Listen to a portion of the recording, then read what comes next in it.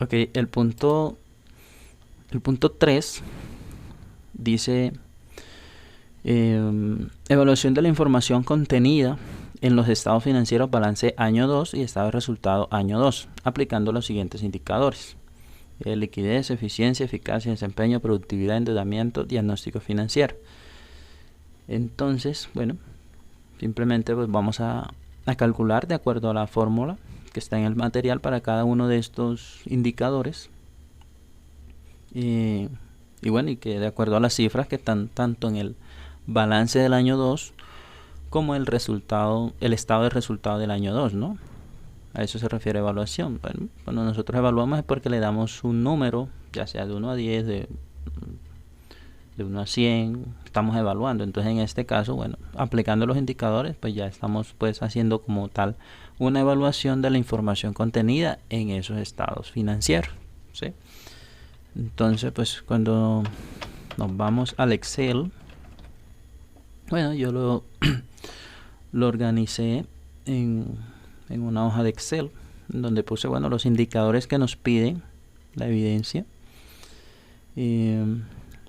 Puse algunas notas de cómo realicé los cálculos. Algunas pues simplemente pues están implícitas en la fórmula aplicada en el mismo Excel y los resultados que me dio cada indicador. Entonces el primer indicador de liquidez dice razón corriente, que dice dividir el activo corriente entre el pasivo corriente. Bueno, eso está en el balance general del estado del año 2. Entonces esa simple división me dio este valor, ¿no? Luego la prueba ácida. Bueno, un paréntesis, y es que luego se va a proceder a realizar una interpretación, porque finalmente estos cálculos son muy automáticos, muy técnicos, muy mecánicos, y pues realmente, bueno, si bien resulta interesante saber de dónde sale cada uno, lo importante es para qué nos sirven estos indicadores, o sea, para qué decisiones nos ayudan a tomar cuando analizamos o interpretamos esta información. Entonces pues eso es lo que nos pregunta el punto también más adelante, ¿no? Que expliquemos qué podemos interpretar respecto a los resultados, ¿sí? Cierro paréntesis. Prueba ácida. Dice activo corriente menos inventarios entre el pasivo corriente igual. Estos son los valores que están en el balance general y me dio 0.16. Se hace la simple operación, ¿no? Se aplica la fórmula. Activo corriente menos inventarios entre el pasivo corriente, ya me dio 0.16. Luego, capital neto de trabajo, activo corriente menos pasivos corrientes. Ok, me dio activo corriente menos pasivo corriente, me dio esta cantidad. Listo. Luego, los indicadores de eficiencia. Rotación de inventario, dice costo de mercancías vendidas entre inventario promedio. Entonces pues aquí vamos a ver la fórmula que apliqué y nos vamos al estado de resultados. Entonces lo que hice fue aplicar la fórmula y bueno, el costo de mercancías vendidas es el costo de ventas y luego entre el inventario promedio. El inventario promedio quiere decir inventario inicial más inventario final entre 2. Ese es el promedio del inventario. Y eso me dio pues el resultado de... Bueno, vamos a quitar la fórmula de 1.02. Ok. Luego, inventario en existencia. Dice que inventario promedio entre costo de venta de mercancías por 365. Listo. Entonces aquí lo que cogí fue el inventario promedio, que fue 1.02, entre el costo de venta de mercancías vendidas, que es el costo de venta, y luego lo multipliqué por 365 y me dio 357, 335. ¿Sí? Es decir que ese es como tal el inventario de existencia, tiene cada 357 días, ¿no? Ya luego se procede a la interpretación. Rotación de cartera. Ventas a crédito entre cuentas por cobrar promedio, ¿no?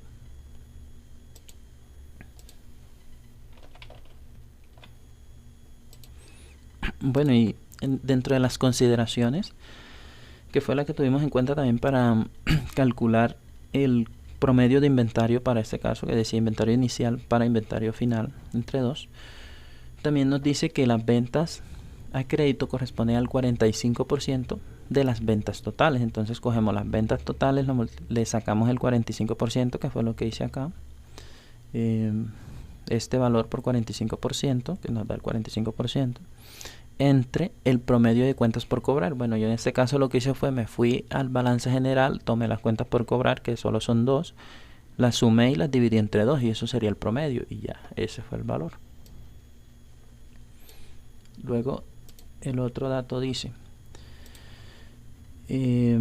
rotación de activos, las ventas netas entre el activo total. Bueno, esta es sencilla, simplemente se divide las ventas netas, que están acá en el estado de resultado, entre el activo total, que ya sabemos que es este valor, ¿no?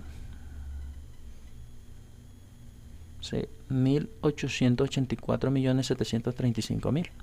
Entonces ya eso nos da ahí sencillito. Luego, eficacia, margen bruto de utilidad, utilidad bruta entre ventas netas por 100, también es sencillo. Simplemente tomar la utilidad bruta entre las ventas netas y las multiplicamos por 100. Ok, que esto está aquí en el estado de resultado.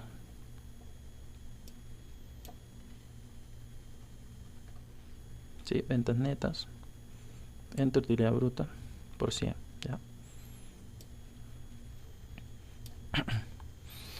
Luego tenemos el rentabilidad sobre ventas, es la utilidad neta entre ventas netas por 100. Igual, del estado de resultado cogemos la utilidad neta, la dividimos entre las ventas netas por 100, que fue lo que hice. Como vemos, esto es simplemente es mecánico, aplicar la fórmula. Ya lo más importante es entender, digamos, para qué nos sirven estos indicadores, que es lo que nos pide el siguiente punto.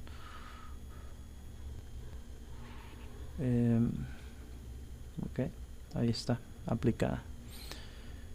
Listo, entonces nos vamos al siguiente, que sería rentabilidad sobre activos, utilidad bruta entre el total activo. Entonces cogemos la utilidad bruta y le dividimos el total activo. Rentabilidad sobre patrimonio, la utilidad neta entre el total patrimonio. El total patrimonio está en el balance general.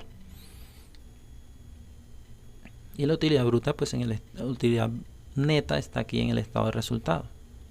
Entonces también aplicado. Luego el desempeño. Índice de participación en el mercado es igual a ventas de la empresa entre ventas totales del sector por 100. Bueno, ¿cómo hacemos? Pues tenemos que tener en cuenta las consideraciones que nos dice acá en la observación. Entonces buscamos qué nos dice la observación. Nos dice que las ventas totales del sector de alimentos varios, que es lo que se dedica a la empresa, se calculará en el año en 2.049.160. No, 2.049.160. ¿Sí? Entonces, ¿qué nos dice la fórmula? ¿Qué nos dice la fórmula? Ah, bueno, esas fueron las ventas totales, ¿no?, del sector. ¿Y qué nos dice que hagamos la fórmula en el desempeño? Nos dice que las ventas de la empresa, o sea, cuánto fueron las ventas de la empresa, que están aquí en el estado de resultado, y las dividimos entre el total ventas del sector, ¿no? Entonces, lo que hice fue eso, dividir las ventas netas entre el total que dice que fueron las ventas del sector, que nos lo están dando en las consideraciones, y luego lo multiplicas por 100 y ahí está el resultado. Ok, el otro indicador de desempeño nos dice índice de crecimiento en ventas, ventas del año corriente entre ventas del año anterior por 100. Ventas del año corriente sobre ventas del año anterior. Entonces aquí tenemos que tomar las ventas que fueron de este año 2, que es el año corriente, y las dividimos entre las ventas del año anterior, o sea, del año 1, ¿sí? Por lo menos así fue como yo le veo más lógica, ¿no? Porque pues Esto es un indicador que nos está hablando de ventas del año anterior. ¿Cuáles fueron las ventas del año anterior? Pues las ventas del año 1 y luego se dividen por 100. Entonces eso fue lo que apliqué en este indicador.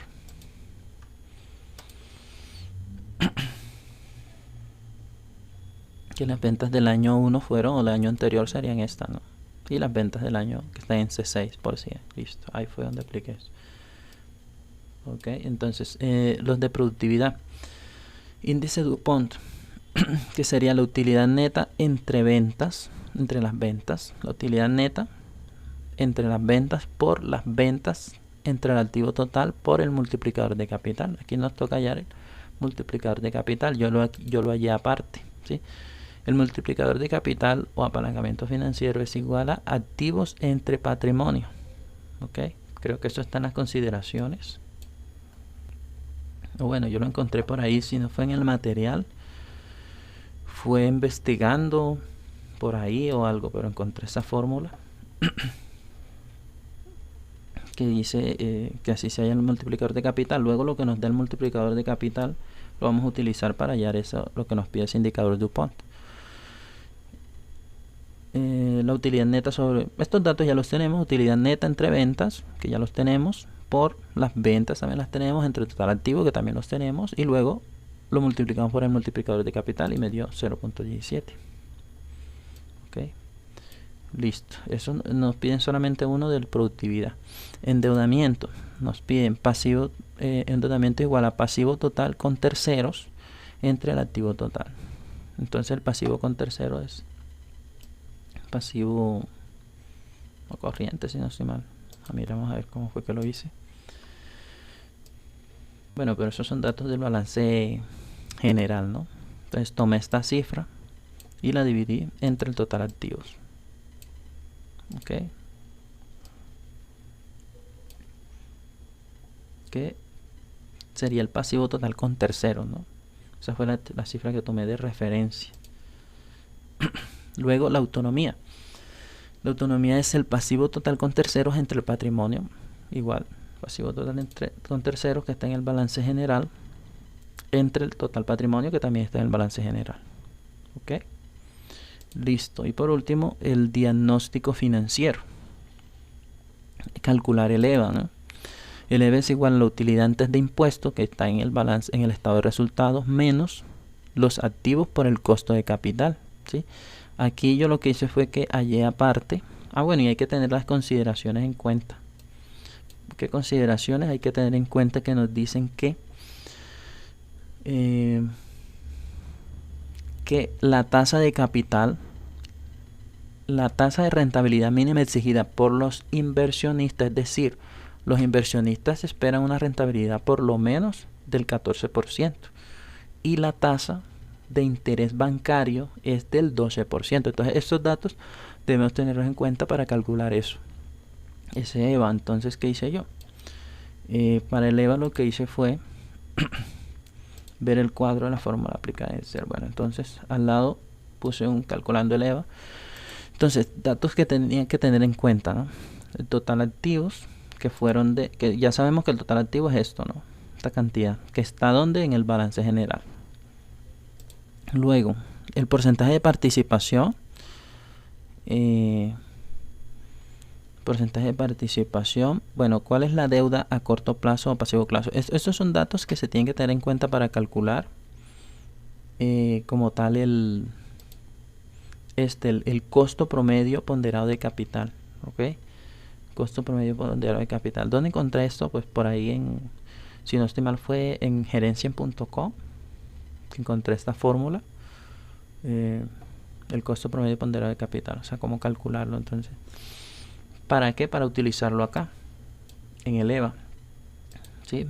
Porque nos dice utilidad antes de impuestos, que esa la tenemos, menos los activos por el costo de capital. Para calcular el costo de capital, que yo entiendo que es igual que el costo promedio ponderado de capital, ¿sí? Por lo menos yo lo hice de esa forma.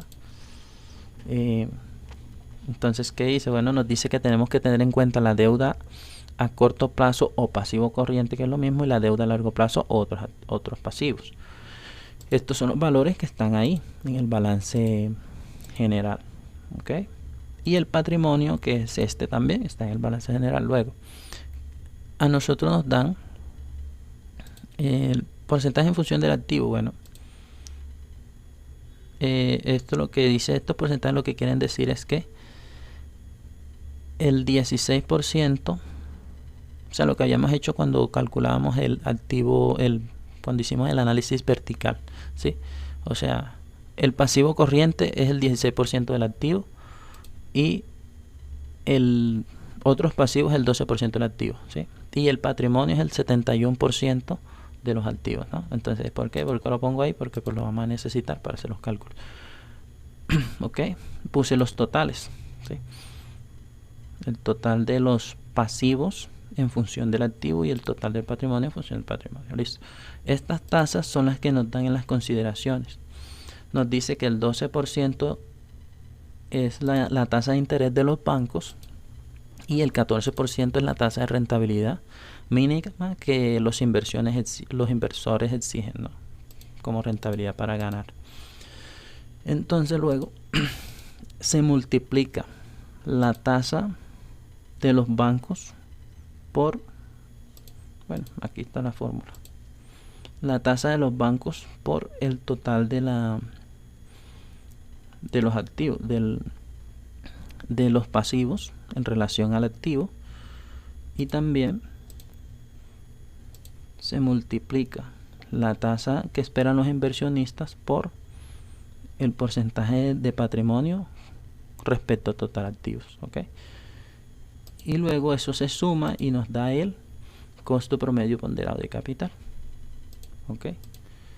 De ahí salió ese valor. Esto es para mí el costo de capital, que es lo que nos pide la fórmula. Ya teniendo eso, bueno, ya ahí sí vamos a calcular el EVA, que es básicamente multiplicar la utilidad antes de impuestos,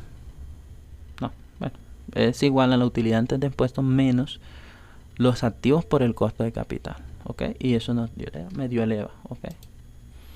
Listo. Luego, la contribución marginal es igual a ingresos operacionales menos costos y gastos variables. Esta la verdad tengo dudas. Yo entiendo que sería los ingresos menos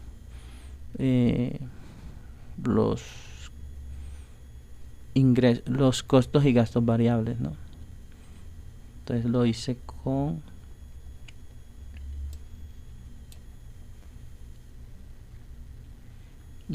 así, las ventas menos los costos y gastos variables, costos de ventas y los operacionales, investigando por ahí, pero sin embargo tengo esa duda.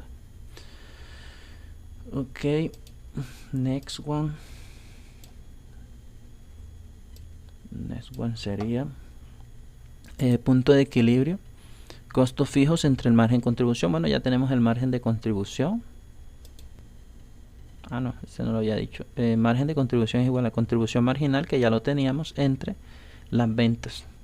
O sea, bajo el supuesto que este esté bien, bueno, el siguiente también estaría bien, pero si está mal, todo está mal. Entonces sería margen de contribución entre las ventas. Sencillo después de ahí, ¿no? El punto de equilibrio, costos fijos entre el margen de contribución. Ya los tenemos los datos, simplemente aplicamos la fórmula. Luego, estructura financiera, pasivos entre activos y patrimonio entre activos. Bueno, también los datos los tomamos del balance general y lo hacemos esa operación.